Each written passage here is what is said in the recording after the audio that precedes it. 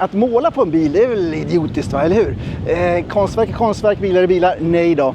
Här inne så finns 3 stycken av BMWs legendariska Art Cars som firar 50 år. Bland annat Andy Warhols legendariska M1. Storyn säger att en konstnär som lånade ut sin ateljé till Andy Warhol när han målade den här bilen. Han erbjöd också att måla konstnärens nyinköpta BMW. Han sa nej. Det skulle han inte gjort. M1 är värd kanske 1/2 miljard. Nu går vi in och kollar på 3 stycken fantastiska Art Cars. Vi ska också prata med chefen över BMWs kultursatsning, för det finns en sån också. Den här videon presenteras av Carla, där du kan köpa och sälja elbilar och laddhybrider online. Så gå in på Carla för gratis värdering och hitta din nästa bil.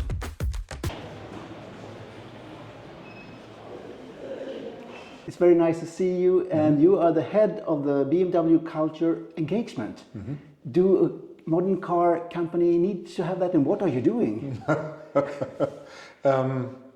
Yes, I would love to see more of those getting engaged in culture on the side of companies. I'm just very proud and happy to be standing on the shoulders of giants, of those that came before me within the company, that have been pushing within arts and culture, to create meaningful collaborations, co-creations, be it the BMW Art Cars, whose 50th anniversary we celebrate in 2025, but be it long-term partnerships with opera houses, orchestras, art fairs around the world, jazz festivals, theater.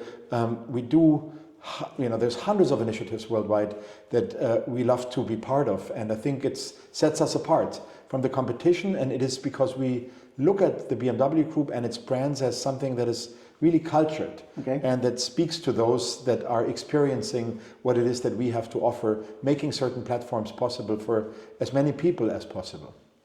There's no law on the planet that tells a company to get engaged in culture. No. We've been doing that for over 50 years because we believe that if you are a corporate citizen, if you want to be accepted within society, if you want to return something to the society that you do successful business in, culture and arts is one way to leverage that. Of course it has to do, there's no altruism or philanthropy involved, it has to do with the image, with the visibility, and the reputation of the company and its brands. The values that we stand for should not only be part of our core business, which is individual mobility and hopefully creating amazing cars, but also with what it is that we do, for example, in culture.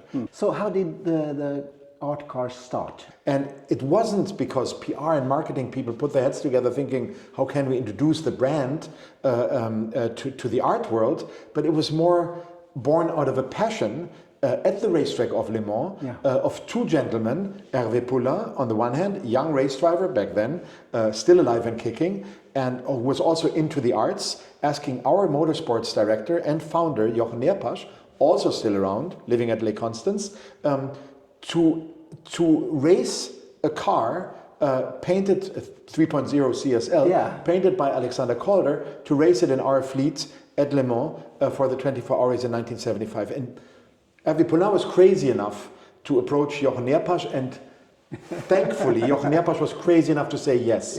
This was never meant to be a series, but the Alexander Calder car comes out of the pit stop. Children are cheering it, fathers, mothers, everything.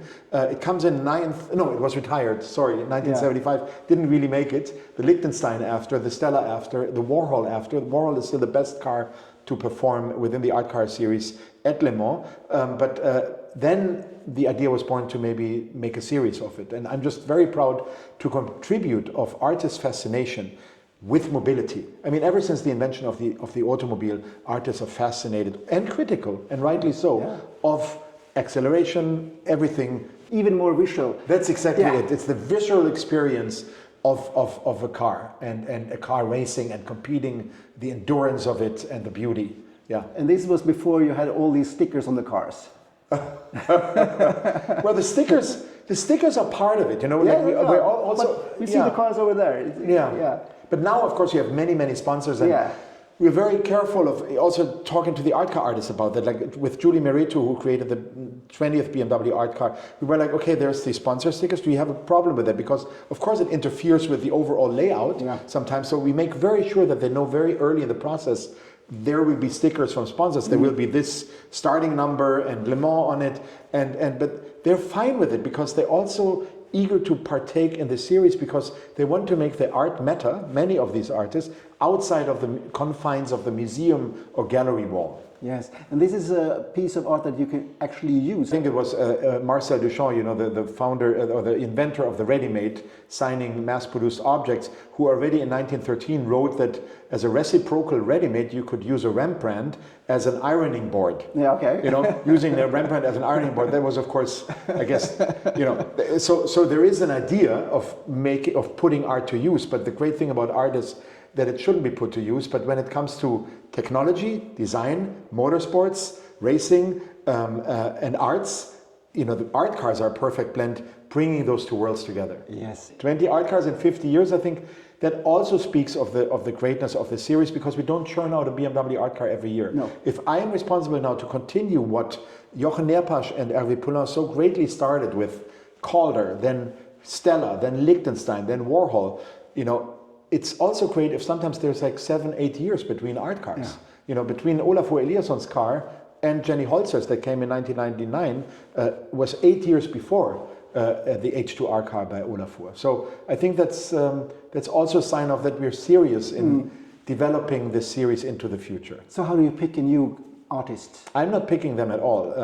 I'm being approached by artists from all over the world to be able to create a BMW art car. It's a big what honor. we sometimes do is that we say, like, we initiate foiling initiatives, just like here in Sweden at the Market Art Fair, where Greger Hildebrandt, amazingly, you know, internationally renowned artist, is foiling the fleet for the Market Art Fair. But great to see you. Could you explain what was your initial thoughts when you had the question or about doing an art car? The first idea to make a real cassette tape over the whole car, like a real rally stripe, not in the center, so more placed here. This goes here very elegant, like a small line with a special sound recorded on it. But then my studio director Johanna was saying, "Oh no, nobody will see it. It's too minimal, that people doesn't want to understand this." And we also have to give them 3 proposals. Okay. And then we decided 3 paintings of me, because it's not a real one, it's a foil here.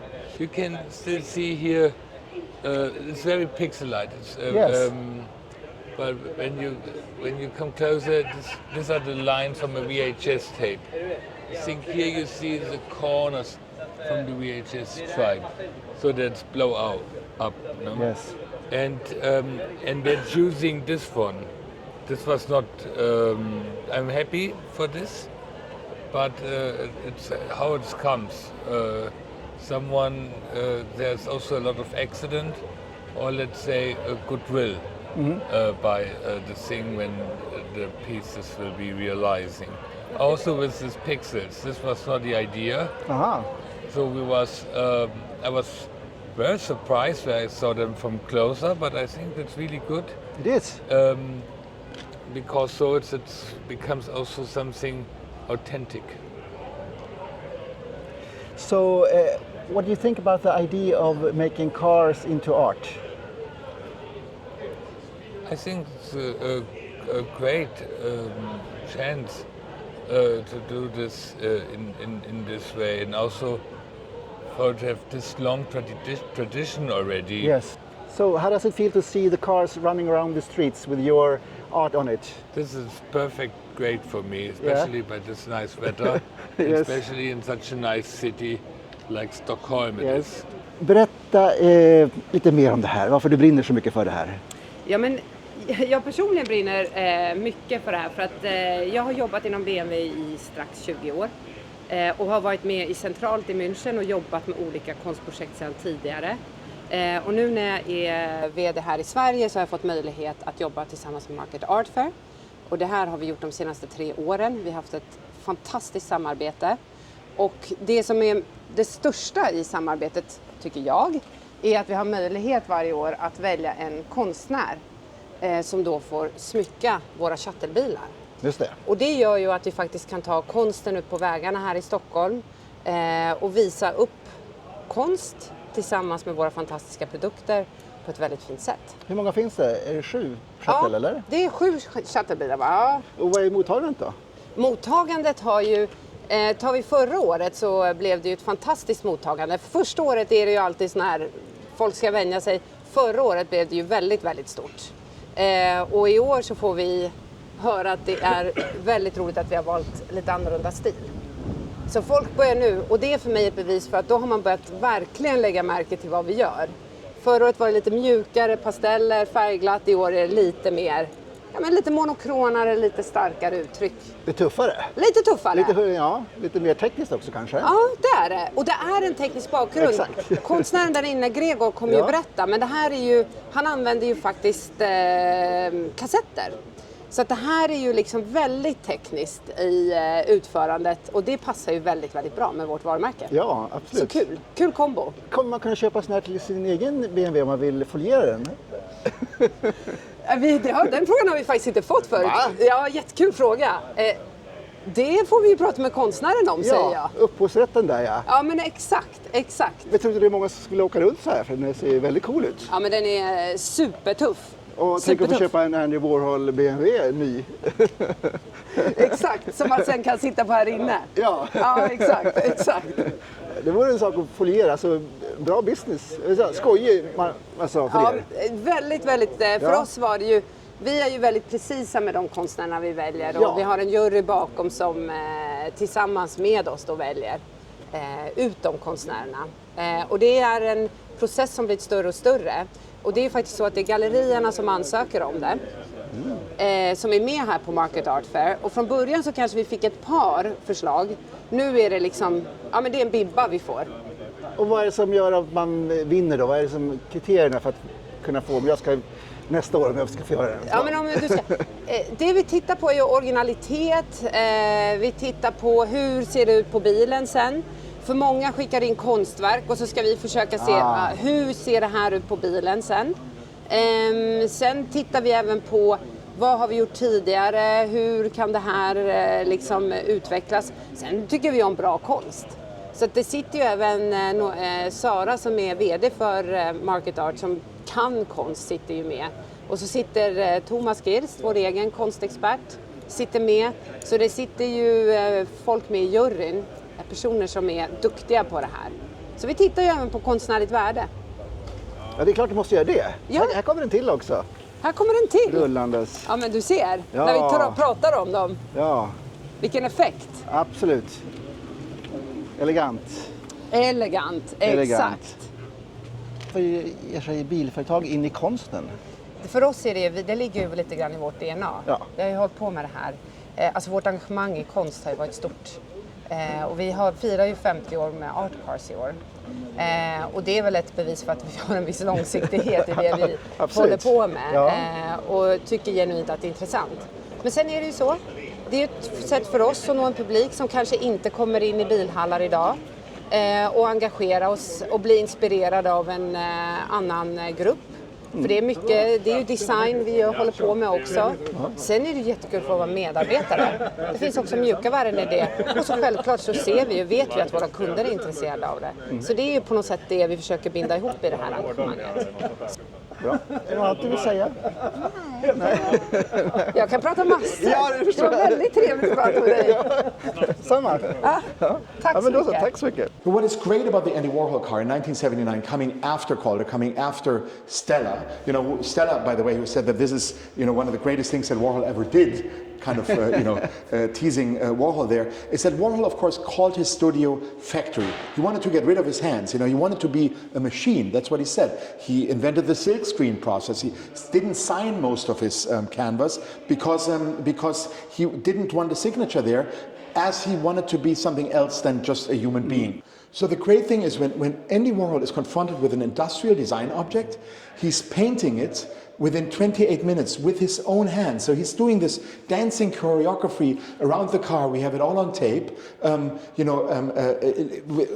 Turning his brush around and then scratching the car here and there. And then in the very back, as you see, he signs the car onto the wet paint. He has gloved hands, and then he signs it right here, like Andy Warhol in 1979.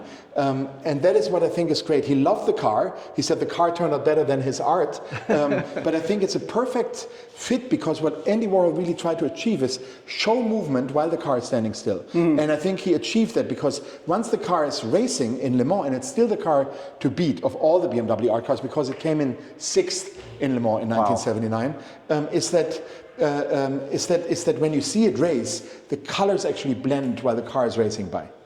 So what's the worth of the car, would you say? The value? We never discuss value of the car. They are unique for us. So it would be obscene to put a name, to put a price tag behind this. But as others have said, it might be the most expensive car that humankind ever produced on this planet. Humankind. So, I'm not sure, but it's definitely a great testimony to what an amazing artist of the 20th century could turn a car into, a race car at that. This is the first art car. Yes, here we have the 3.0 CSL by Alexander Calder from 1975. What I love about this car is that, of course, Alexander Calder was, building toys or making toys all throughout his life.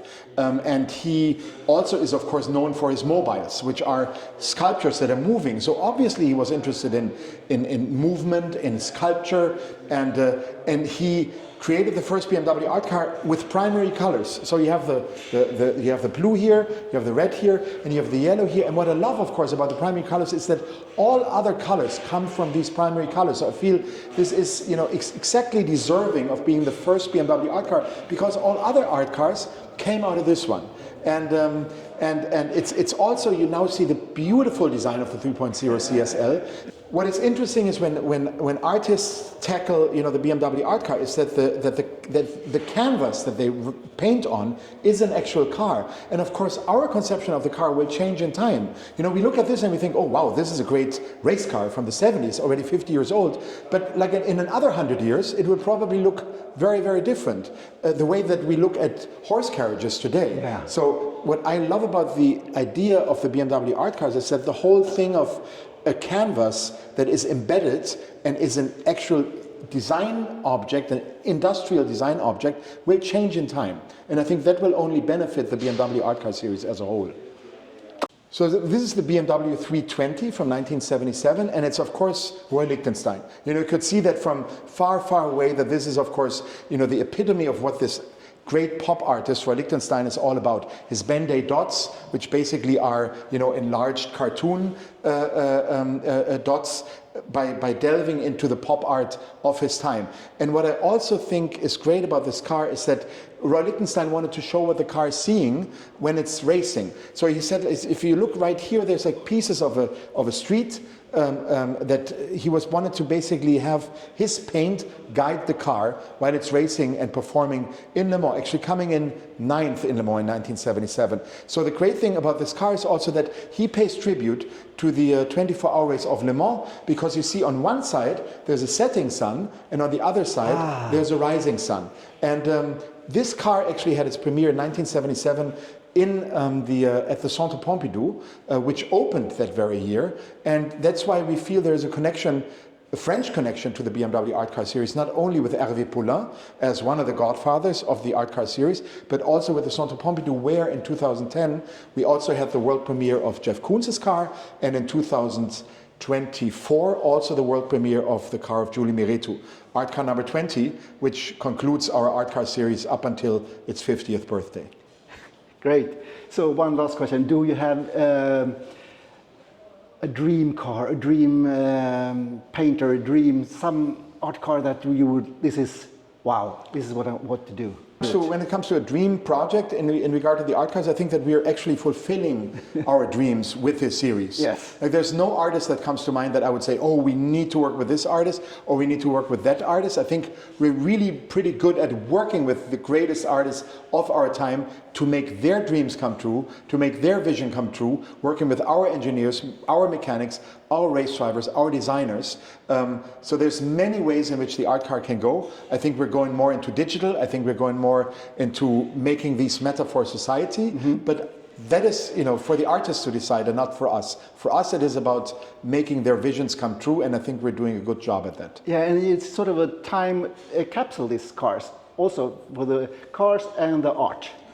I think when it comes to the times capsule, I think you're absolutely right. That's what I mean when I say that the canvas is a car, and our perception of the car underneath will definitely change in time. Yeah. We will be looking at this car differently than we look at it now. We looked at horse carriages from 100 years ago. We look at them differently because we have lost the connection to horses and to carriages, at least when it comes to individual mobility. So we don't know. Will cars be flying? Will cars be completely autonomous? Will there be cars? Will they have 4 wheels or nothing at all? With all technological developments, our perception of the car will change, and so will our perception of the BMW Art Cars series, and that's what makes them so unique, apart from artists just painting on canvas. But they will be around as long as there are cars, or as long as there are mankind, right? The cars. I hope so. Yeah. Yes, we definitely want to continue the series, and I think that it's happening at this great intersection of art, design, technology, and motorsports. Bringing all of that together is what makes them so alluring to such a broad audience. Thank you very much. Missar utställningen lugn. De kommer visas på The Aurora i Båstad veckan efter midsommar, där det också finns fantastiska andra bilar, men inte lika många bilar som har låtit konstnärer gå loss på dem. Men åk dit och se de här fantastiska artbilarna, konstbilarna.